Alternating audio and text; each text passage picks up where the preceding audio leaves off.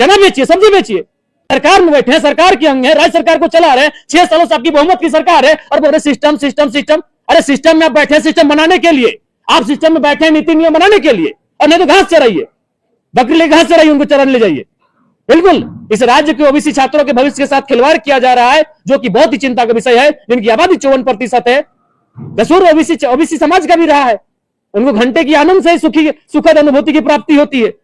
आज ये बहुत बड़ा प्रश्न चिन्ह लगा है उनके जीवन पर, उनके लाइफ पर। बिल्कुल उनका लाइफ, उनका मैं देख पा रहा हूं, मुझे हजारों छात्र आज लगभग विगत 6 महीनों मिल चुके। मैं नहीं कह रहा हूं एक दिन में, 6 महीनों में हजारों छात्र जनता दरबार के माध्यम से मुझे मिल चुके हैं और रोते रोते हमसे मिलते हैं। एक पीसीसी का ही निर्माण करेंगे, फाइबर ब्लॉक का ही निर्माण करेंगे, या चबूतरा बनाएंगे। विधायक निधि से आपकी जानकारी के लिए बता दें, विधायक निधि से या तो चबूतरा बनता है, या तो वो 200 से लेकर 500 फीट का पीसीसी बनता है, या तो किसी के गली में वो फाइबर ब्लॉक का निर्माण होता है। बताइए इससे हम कहां चांद पर चले जाएंगे। मैंने कहा कि ये योजनाएं अगर नहीं होंगी तो हमारे राज्य को और हमारे क्षेत्र को विशेष फर्क नहीं पड़ेगा। अगर हम पीसीसी नहीं बनाए तो फर्क नहीं पड़ेगा, लेकिन अगर युवा नहीं पढ़ेंगे, जो अभी पढ़ने वाले हैं, जो स्कूल कॉलेज में पढ़ने वाले हैं, तो फर्क पड़ेगा। हम एक जनरेशन का गैप कर जाएंगे, एक पीढ़ी, बाकी लोग हमसे आगे निकल जाएंगे और एक पीढ़ी का अंतर हो जाएगा। इसलिए मेरे नजर में उस पुलिया से, उस सड़क से, उस पीसीसी से, उस चबूतरा से महत्वपूर्ण इस राज्य पर हमें बहुत ही घिन आती है।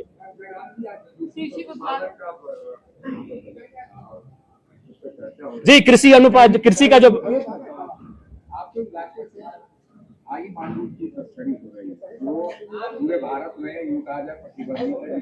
देखिए, बिल्कुल बिल्कुल आपने सही कहा, हाँ ये सच है। और इसको लेकर मेरे समर्थकों ने कई बार गाड़ियों को रोका भी है, कई बार हम लोगों ने प्रशासन को पकड़ के दिया भी है।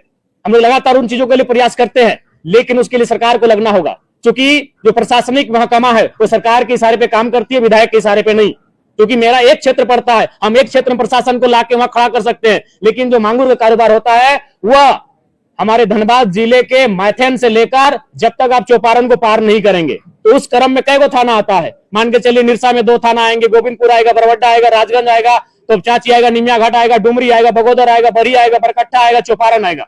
10 क्या सवालों का जवाब नहीं पाया संबंधित मंत्री? नहीं, बिल्कुल सवालों के जवाब से मैं असंतुष्ट हूँ। मैंने सवाल वही किया कि अगर केंद्र ने आपको राशि का भुगतान नहीं किया तो ऐसी परिस्थिति में आप क्या करेंगे? बच्चे पढ़ेंगे या पढ़ाई छोड़ देंगे, बंधुआ मजदूर बनेंगे, उनका भविष्य क्या होगा? तो उनका जवाब स्पष्ट नहीं था, गोल मटोल जवाब था। देखिए एक बात तो स्पष्ट जान लीजिए, इच्छा शक्ति का अभाव है, और मुझे लगता है कि शायद ओबीसी होना ही इस राज्य में गुनाह है। पहले तो हम लोग सोचते थे कि नौकरियों में ओबीसी के साथ दुर्व्यवहार होता है, कि आबादी 54% और आरक्षण 14%, ऊंचे पदों में उनके साथ दुर्व्यवहार होता है।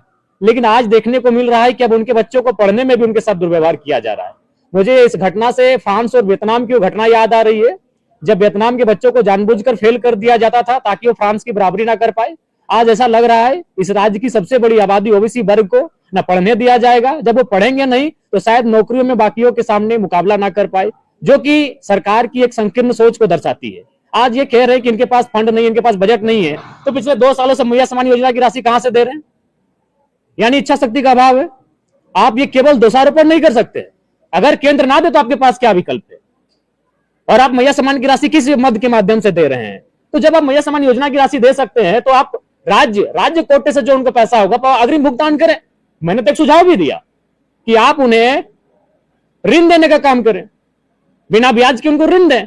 जब पैसा आप उनके अकाउंट में दे देंगे, या फिर जिस प्रक्रिया से आप छात्रों को पैसा देंगे, 10,000 दें, 20,000 दें, 25,000 दें, जो उनका स्कॉलरशिप होगा वो पैसा उनको ऋण के माध्यम से दे दें, और जब उनके अकाउंट में पैसा आ जाएगा आप उस पैसे को काट लें। लेकिन सरकार के पास गोल मटोल जवाब है।